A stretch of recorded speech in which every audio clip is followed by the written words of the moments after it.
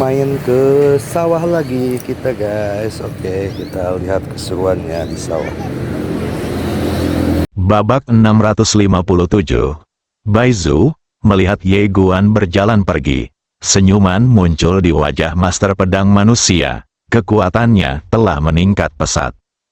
Wanita dengan rok polos tersenyum tipis tapi tidak berkata apa-apa. Master Pedang Manusia menoleh untuk melihat wanita dengan rok polos, tapi ragu-ragu untuk berbicara. Wanita dengan rok polos tersenyum dan berkata, menunggu. Ahli pedang manusia memegang tangan wanita dengan rok polos, menggelengkan kepalanya dan tersenyum. Aku bisa merasakan ada banyak orang yang diam-diam mengawasinya, ingin melakukan sesuatu padanya. Wanita dengan rok polos berkata dengan hangat, tidak apa-apa, kami akan tinggal bersamanya sebentar.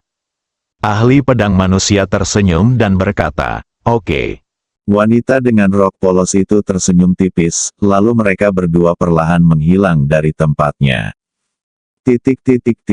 Istana Dao. Pada hari ini, 4 kepala berdarah tiba-tiba terbang ke pintu Istana Tao. Itu adalah kepala dari 4 Jenderal Tao. Saat keempat kepala berdarah itu jatuh, lusinan aura kuat naik ke langit dan menyelimuti sekeliling. Pada saat ini, di langit berbintang, Ye Guan perlahan berjalan mendekat, ekspresinya tenang dan tidak bisa diubah. Pada saat ini, di dalam tubuh Ye Guan, Patua Zhao tidak diragukan lagi sedikit panik. Karena dia benar-benar tidak menyangka Ye Guan akan datang ke Istana Dao untuk membunuhnya secara terbuka. Tuan muda Ye ini sungguh terlalu berani. Sen Ye juga sedikit terkejut, karena dia tidak menyangka Ye Guan akan datang ke kota Dao. Tahukah Anda kota Dao ini bukanlah kekuatan kelas 3, tetapi kekuatan tertinggi kota sangat dalam. Ye Guan baru saja berjalan ke pintu Istana Dao, dan tidak ada yang menghentikannya. Pada saat ini, seorang pria parubaya perlahan keluar. Orang yang datang tidak lain adalah Daoran, penguasa Istana Dao. Daoran memandang Ye Guan yang berjalan ke arahnya dan terkekeh, aku sedikit meremehkanmu. Dia tidak menyangka Ye Guan akan mampu membunuh 4 Jenderal Tao, dan yang tidak dia duga adalah Ye Guan berani datang langsung ke Istana Tao. Menarik, Daoran memiliki senyum tenang di wajahnya. Dia secara alami tidak takut. Dan di antara ketiga kekuatan tersebut, 2 pasti tidak akan mengincar Daoshi. Tidak hanya itu, Daoshi selalu berhubungan baik dengan keduanya. Ye Guan menatap Daoran, apakah kamu tidak ingin membunuhku? Ayolah, aku di sini, memohon untuk dibunuh. Tolong bunuh. Suaranya tenang, tapi mengguncang langit berbintang seperti guntur. Daoran menatap Ye Guan. Senyuman di wajahnya perlahan menghilang. Apakah kamu begitu sombong? Ye Guan berhenti berbicara omong kosong dan tiba-tiba menghilang menjadi cahaya pedang. Tertawa, cahaya pedang tiba-tiba muncul di depan Daoran. Daoran tiba-tiba menunjuk dan menunjuk langsung ke pedang King Xuan. Ledakan. Pada titik ini, Ye Guan langsung terguncang ke tanah dan mundur dengan keras, tetapi Daoran mengerutkan kening karena dia menemukan jarinya patah. Rusak. Ekspresi Daoran menjadi serius saat ini. Dia melihat pedang King Xuan di tangan Ye Guan di kejauhan, pedangmu ini, ditinggalkan oleh Senyi. Ye Guan tidak berbicara, dan sekali lagi berubah menjadi cahaya pedang dan menghilang.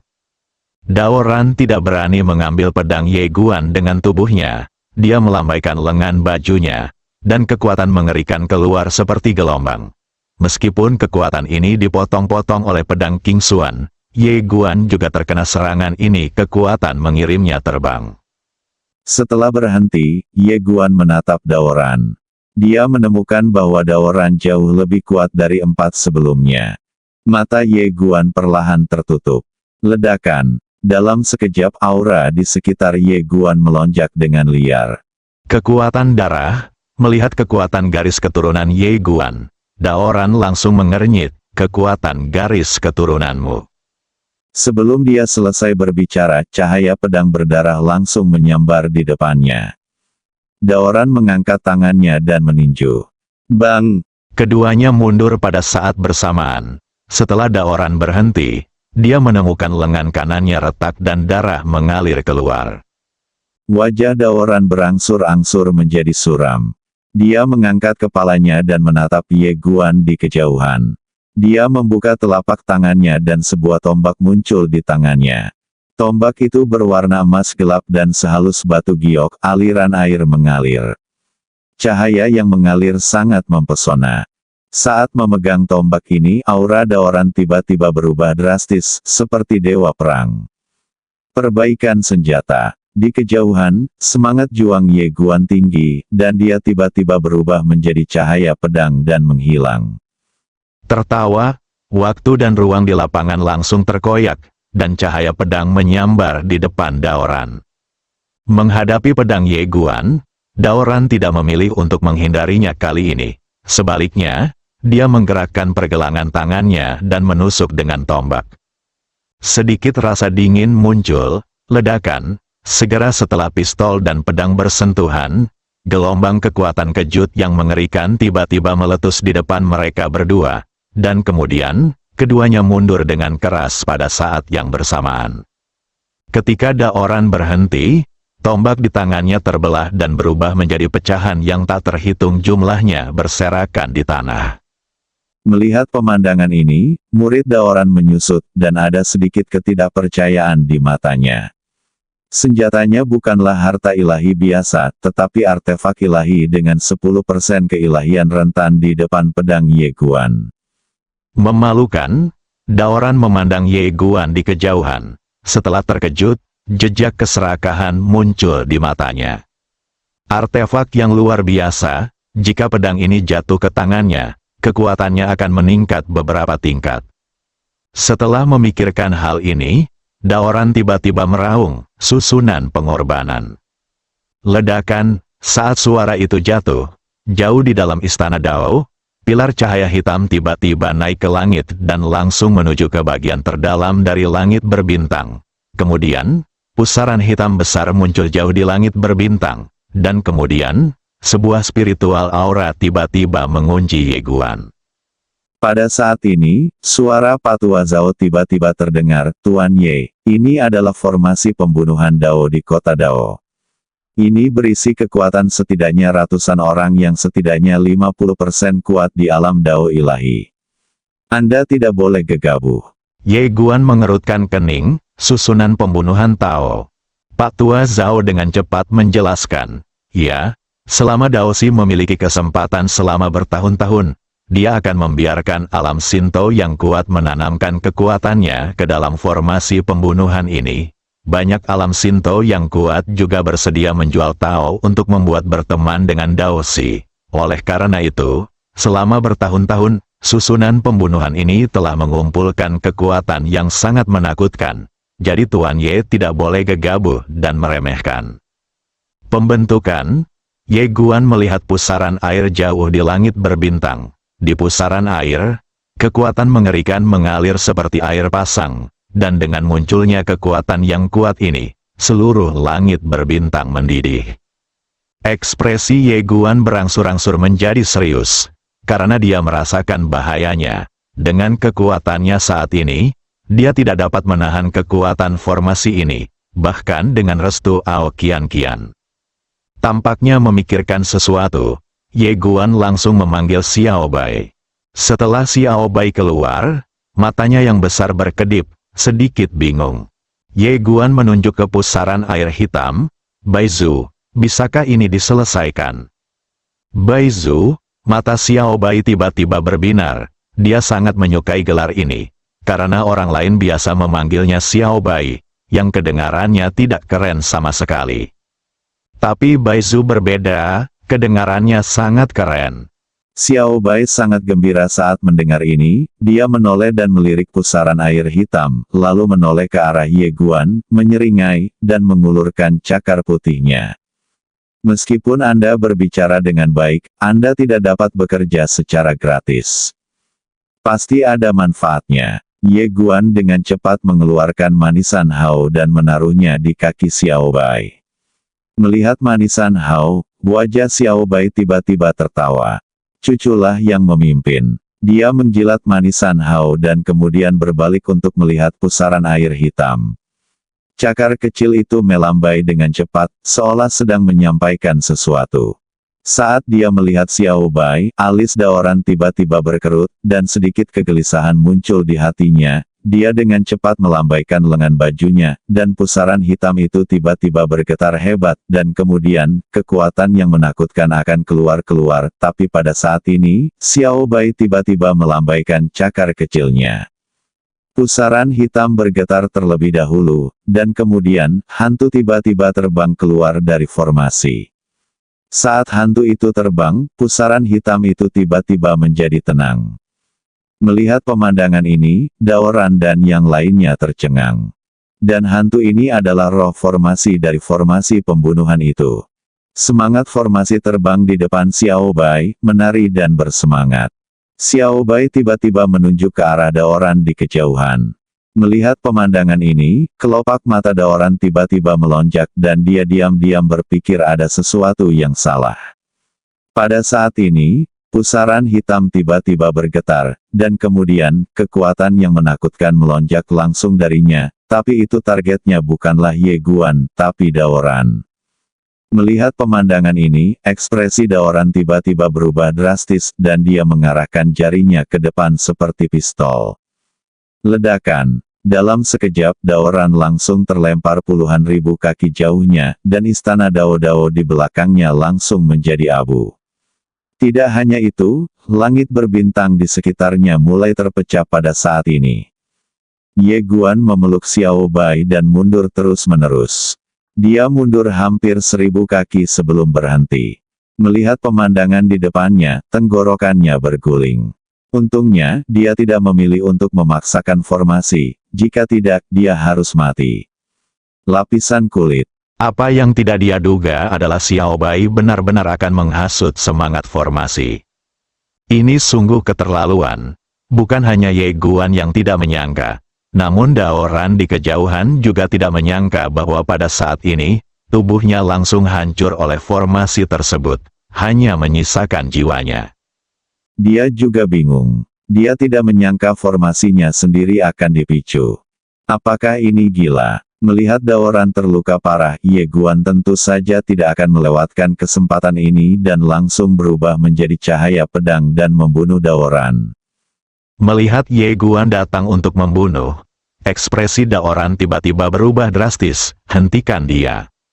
Mendengar kata-kata Daoran, selusin orang kuat tiba-tiba muncul di sekelilingnya. Tetapi kali ini, Ye Guan juga meminta Pak Tua Zhao, Shen Ye dan para jenderal dewa di menara kecil untuk mengambil tindakan. Shen Ye dan yang lainnya dengan cepat menghentikan orang-orang kuat dari kota Dao, dan Ye Guan sudah bergegas ke depan Daoran.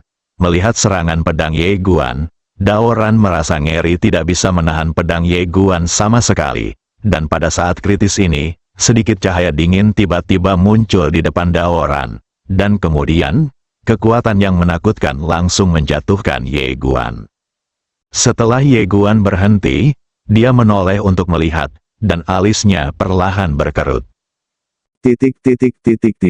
Bab 658, keluarga apa? Beberapa ratus kaki jauhnya di sebelah kanan, seorang lelaki tua berjalan ke arahnya.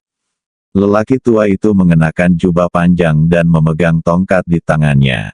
Pada saat ini, suara serius Pak Tua Zhao terdengar di benak Ye Guan. Tuan Ye, orang ini adalah Pak Tua Gusu, penguasa istana kedua kota Dao.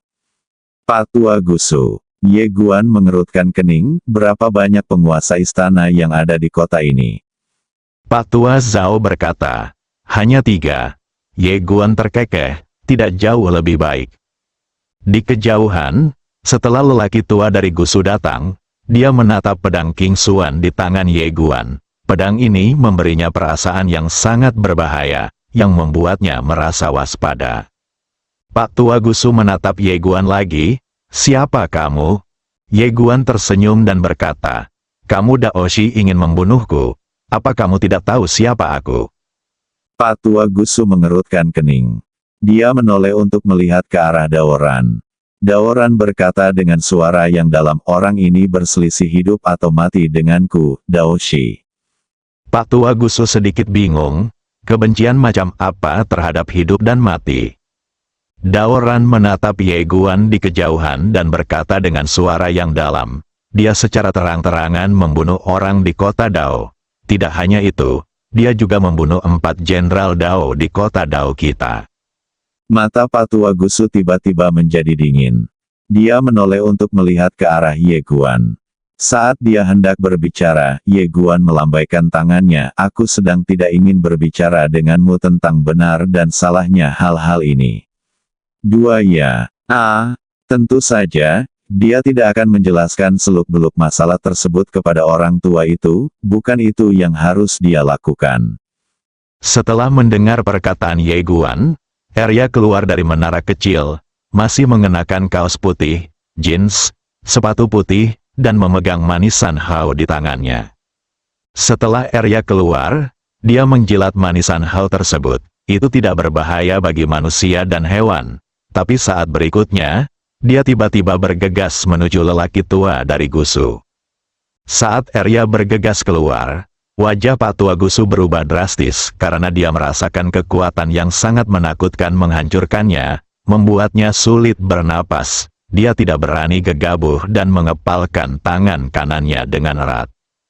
Ledakan, saat suara ledakan bergema, Pak Tua Gusu langsung terlempar sejauh puluhan ribu kaki. Di depan Arya, sebuah lubang hitam besar muncul. Melihat pemandangan ini, semua orang tercengang. Terutama Daoran, dengan mata terbuka saat ini, wajahnya penuh rasa tidak percaya. Anda harus tahu bahwa lelaki tua dari Gusu ini adalah pembangkit tenaga listrik puncak dengan 50% keilahian di alam Shinto. Dan sekarang dia terpesona dengan satu pukulan. Apa-apaan, saat ini, lelaki tua Gusu juga sedikit bingung, karena dia tidak menyangka kalau kekuatannya tidak sebaik gadis kecil di depannya. Bagaimana mungkin? Mata Pak Tua Gusu penuh dengan keterkejutan. Arya hendak mengambil tindakan lagi, tetapi pada saat ini, Xiao Bai tiba-tiba terbang di depannya, lalu melambaikan cakar kecilnya dengan cepat. Arya menjilat manisan haunya, lalu mengangguk dan melepaskan kepalan tangannya. Pada saat ini, Xiao Bai melambaikan cakar kecilnya, dan roh susunan di sampingnya tiba-tiba mulai beroperasi. Segera, pusaran hitam di langit sekali lagi meletus dengan kekuatan yang menakutkan, dan langsung menuju ke arah lelaki tua Gusu. Melihat pemandangan ini, wajah lelaki tua Gusu tiba-tiba berubah drastis. Mengapa barisan pembunuh ini menyerang salah satu bangsanya sendiri? Sejak dia meninggalkan jabatannya, dia mengasingkan diri, jadi dia sekarang tidak memahami situasi di Daoshi. Pak Tua Gusu melambaikan lengan bajunya, dan perisai cahaya energi tiba-tiba berdiri di depannya. Ledakan, perisai cahaya energi segera hancur, dan Pak Tua Gusu terlempar menjauh. Melihat pemandangan ini, wajah Daoran tiba-tiba menjadi gelap, namun pada saat ini, dia sepertinya merasakan sesuatu. Wajahnya tiba-tiba berubah drastis, dan dia hendak mundur, namun saat ini, cahaya pedang telah mencapai dirinya. Orang yang datang tidak lain adalah Ye Guan. Daoran merasa ngeri. Tentu saja, dia tidak akan duduk diam dan menunggu kematian. Dia meninju, dan energi jiwa yang menakutkan keluar dari tinjunya, seperti salju, jika minyak mendidih. Daoran membeku di tempat, tertawa, pedang King Xuan melewati tepat di antara alis Daoran dan menjepitnya di tempatnya. Berhenti, saat ini, lelaki tua dari Gusu di kejauhan tiba-tiba berteriak dengan marah. Ye Guan memotongnya dengan pedang, dan jiwa Daoran langsung diserap oleh pedang King Xuan. Kemudian, dia diam-diam menyingkirkan Naji Daoran, lalu menoleh ke arah Pak Tua Gusu. Kamu pikir kamu ini siapa?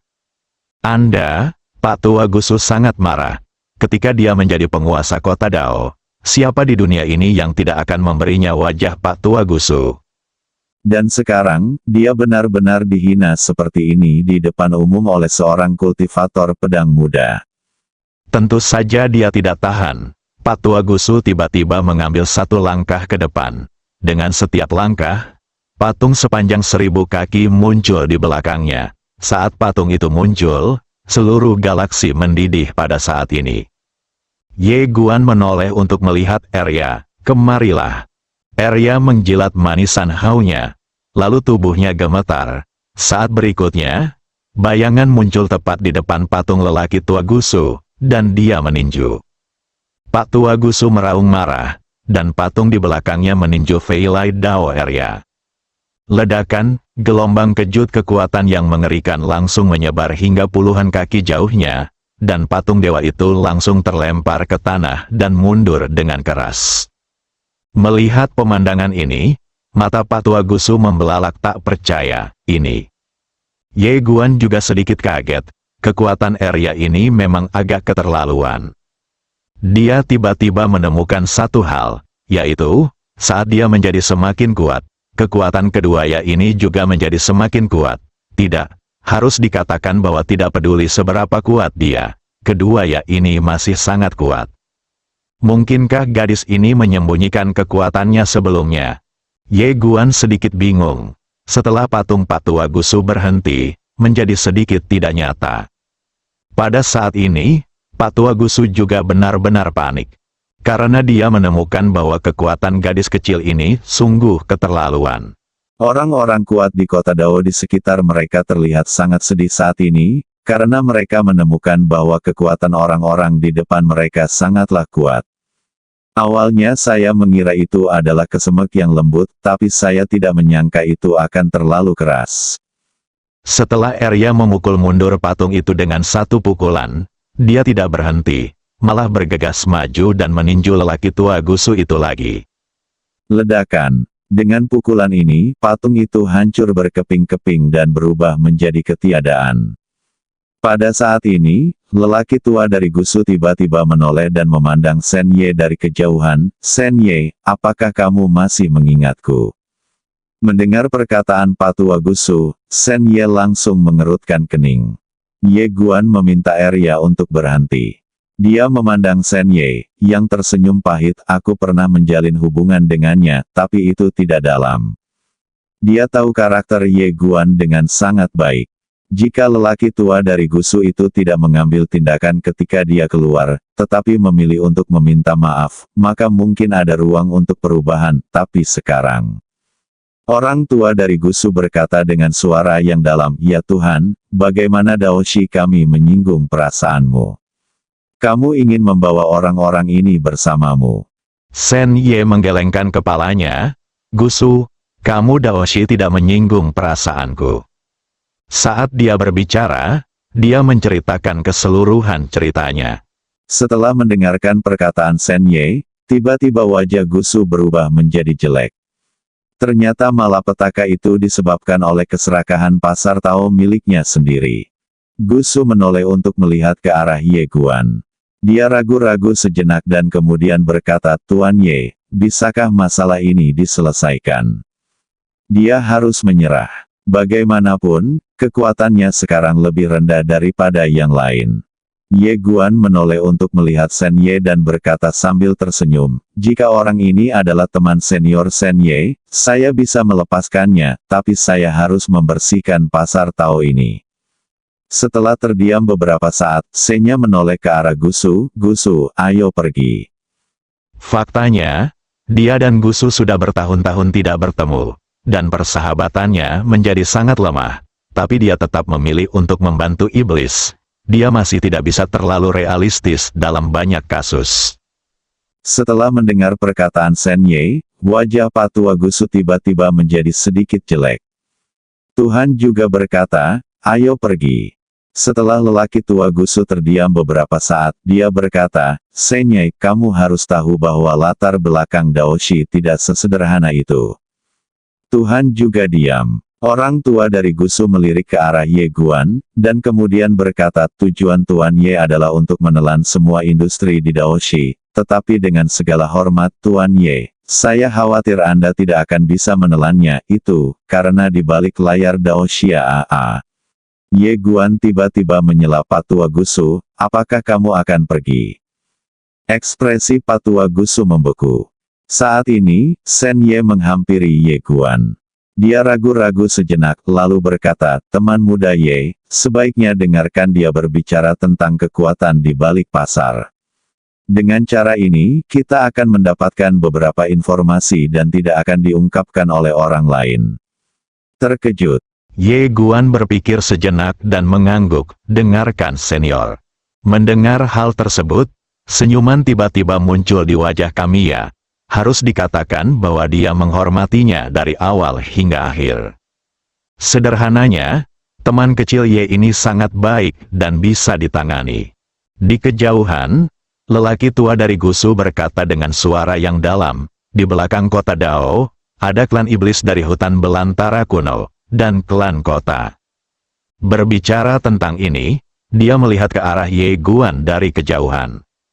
Ye Guan sedikit mengernyit.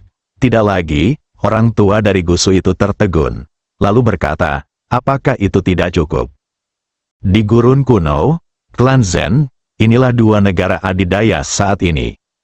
Ye Guan sedikit mengangguk, aku mengerti, kamu boleh pergi. Tenggorokan Pak Tua Gusu berguling, dan kemudian dia mengingatkan, Tuan Ye, itu adalah klan iblis di gurun kuno, dan klan Zen. Ye Guan mengerutkan kening, aku tahu. Ekspresi Patua Gusu membeku. Sial, apa kau masih tenang setelah mengetahui hal ini? Sen juga melirik ke arah Ye Guan. Ekspresinya sedikit serius. Dia tahu bahwa Ye Guan mungkin tidak terlalu peduli dengan kota ini dan hutan belantara kuno. Jika sebelumnya, dia masih memiliki kekhawatiran, tapi sekarang, memikirkan hal ini, dia melirik Arya dan Xiao Bai di kejauhan. Ekspresi rumit muncul di matanya. Ling Zhu, binatang jahat. Keluarga seperti apa yang mampu menyokong kedua gadget tersebut? Tidak menurutku, keluarga seperti apa yang bisa membiarkan kedua leluhur seperti itu mengikuti. Bersambung.